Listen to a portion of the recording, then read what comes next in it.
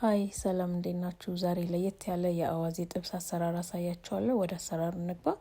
መጀመሪያ ስጋውን ማርኔት እናደርገዋለን። ለሱ ነጭ ሽንኩርት እንጠቀማለን፣ ጨው፣ ከዛ ትንሽ ቁንዶ በርበሬ፣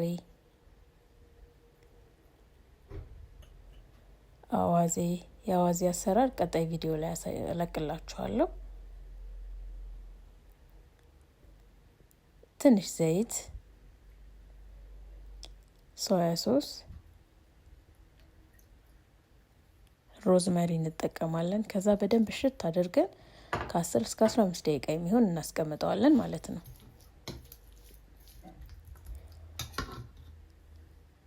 እስከዛ ድረስ መጥበሻችንን እናግላለን።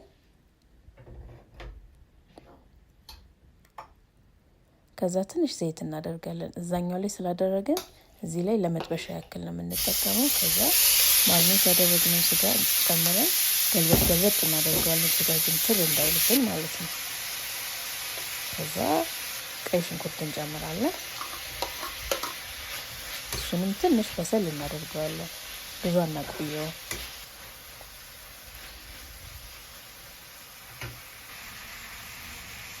ከዛ ቲማቲም እንጨምራለን። ቲማቲሙንም እንደዛ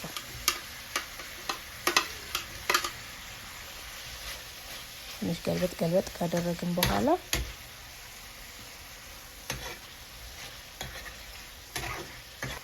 ቅቤ እንጨምራለን። ጨው ማርኔት ስናደርግ ስለጨመረን እዚህኛው ላይ አንጨምርም፣ በቂውን ስለጨመርኩኝ ማለት ነው። ከዛ ቃሪያችንን ጨምረን እናወጣዋለን። እንደዚህ ቆንጆ ሆኖ ደርሶልናል።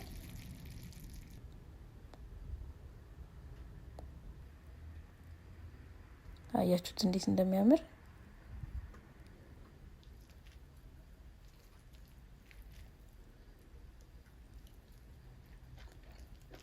በጣም ነው የሚጣፍጠው። ሰርታችሁ ሞክሩት። ስላያችሁኝ አመሰግናለሁ። ሀሳብ አስተያየት ካላችሁ ኮሜንት ላይ ጻፉልኝ። ላይክ፣ ሼር፣ ሰብስክራይብ ያደረጋችሁ አበረታቱኝ። በሌላ ቪዲዮ እስክንገናኝ ድረስ ደህና ሁኑ።